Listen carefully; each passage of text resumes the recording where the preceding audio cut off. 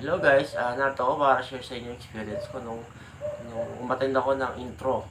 Dadala ko yung intro letter mula sa agency ko kasi at first, nung una, tinawagan ako nag-apply ako through online. And then tinawagan ako, then phone call interview nung agency na in-applyan ko. And then, nung sinabi nila na about interview ko about sa mga background ng mga trabaho ko, mga experiences ko. And then sabi ko, tinanong din nila kung nag-work ako sa SM in the past. And then sabi ko, nagtrabaho ako. And then sabi nila, kinuha nila yung SS number ko for the purpose of verify kung kung meron pa daw akong item dun sa SM. Yun yung pagkakasabi. And then, nung na-verify na, and then in-email ako, tinatawagan pala ako ng agency. At the same time, in-email din nila ako about dun sa intro ko na nakalagay sa email na ito yung nakasaad sa intro letter ko na this is to introduce Mr. Michael Aquino, our blank electronics field product specialist to be assigned to your branch. SASI, he will follow the intro schedule given below. Duration, and then July, duration, schedule, time, location, and then location ng lugar kung saan ikakandak yung pagpasa ko ng intro letter. Said personnel shall be willing to assist you to enhance service of your direct outlet. Hence, we warrant that he is qualified to undertake his assigned task. Thank you very much. Ang naranasan ko nung intro ko is merong by scheduling. Kasi mag-i-email sa inyo yung location nung pag-i-introhan nyo. Kasi yung based on my experience, nag-ano sila sa akin na this is you're invited para umattend sa gatong date ng intro mo. And then meron silang binigay na QR code na which is gagamitin mo once na nagpunta ka na dun sa area. Kasi dun sa lobby, hiningan kami ng valid ID. And then nung na-verify na kami yun, pinakita kami dun sa taas. Dun sa taas is dun namin na-encode yung QR code. Hindi siya in-scan pwedeng i-scan, and then ang pinagawa sa amin, pina-input sa amin yung parang message, yung number, yung code na katunayan na kami naka-schedule that day. And then nung na-input na namin doon, nag-atay lang kami sandali, and then nantay namin yung HR. At the same time, interview. That time, interview na. So, sa interview, naranasan ko, akala ko pagka intro is ganun na kadali na wala na masyadong tanong, and then smooth na lang. Pero hindi pala ganun yung intro na dati expectation ko ganun.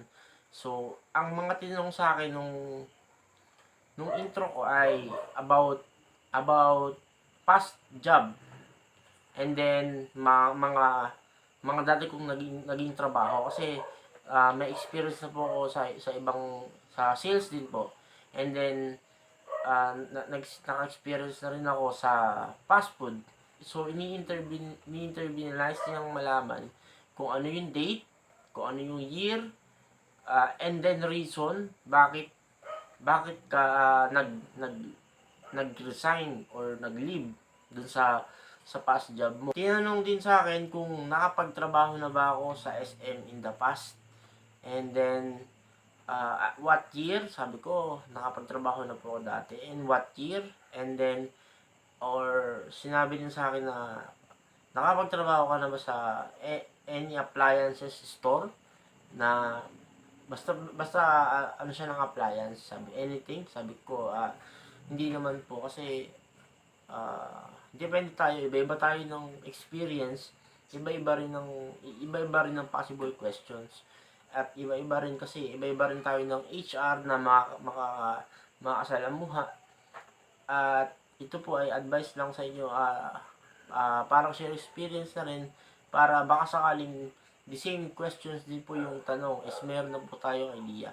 At saka, ang mga tinanong pa sa akin dun is, meron na ba akong bisyo, naninigarilyo, uh, nag, nagiinom, any tattoo.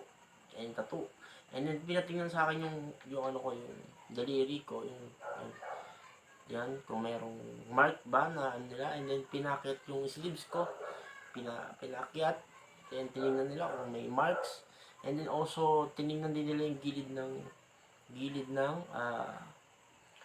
shoulders ko, and then na time naka-face mask ako, so pinatanggal din sa akin yung face mask, para makita nila yung kabuuan. Siguro, meron silang purpose, bakit nila yun.